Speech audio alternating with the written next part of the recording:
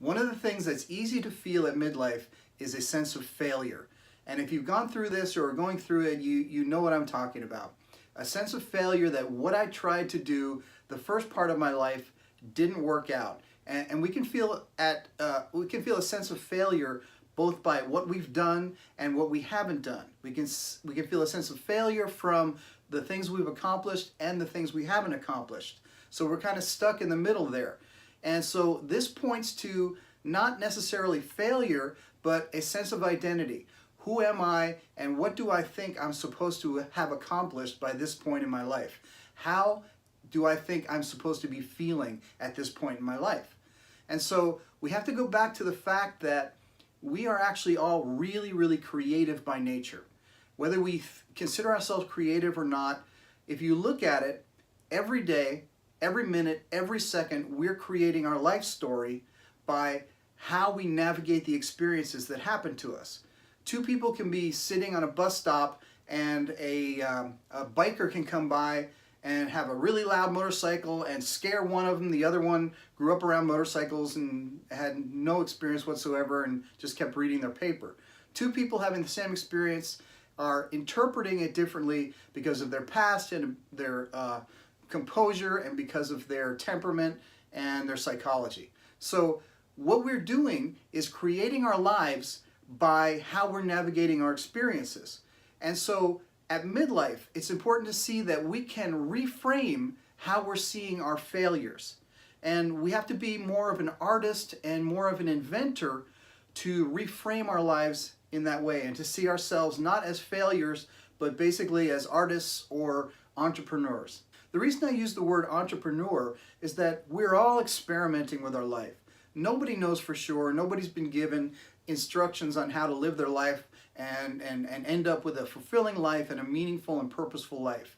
But what we're doing as an entrepreneur with our life is we're trying things.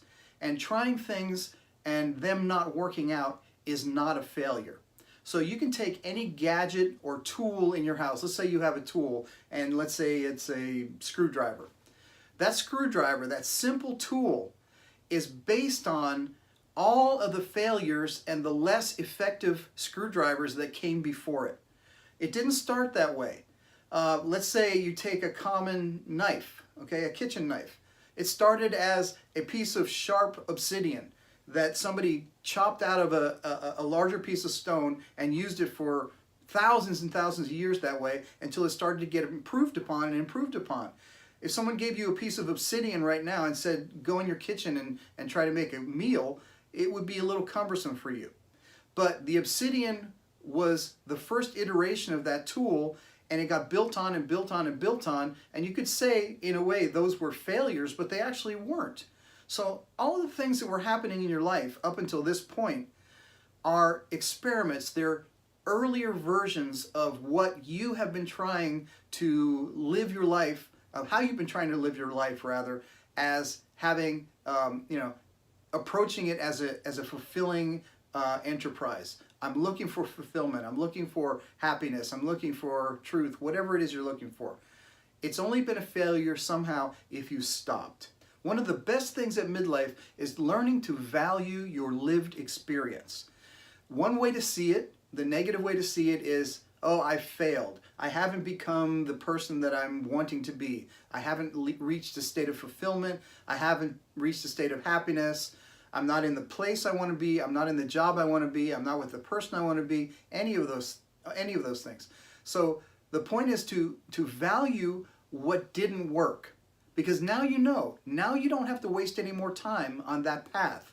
Now you don't have to waste any more time with that person. Now you don't have to waste any more time in that job or career that isn't working for you.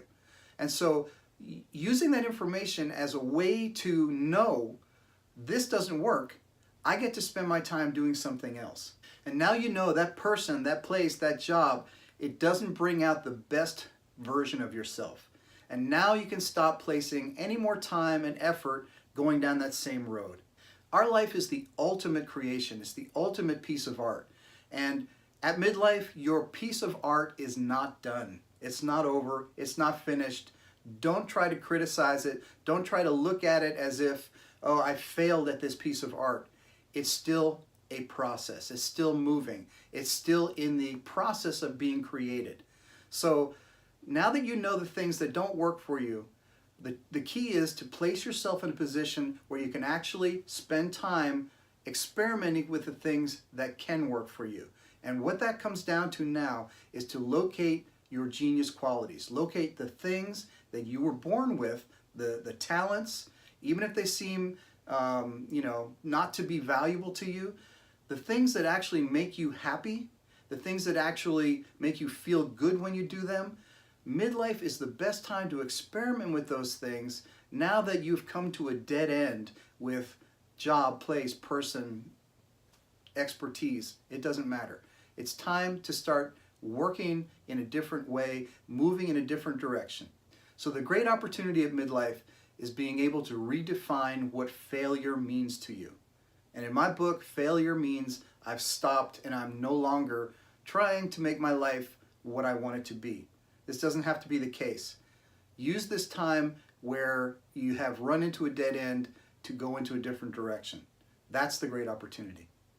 If you're interested in learning more about how to find your own genius qualities and how to live a purposeful and meaningful life, hit the subscribe button and check out thegeniusway.com for tools, tips, and encouragement.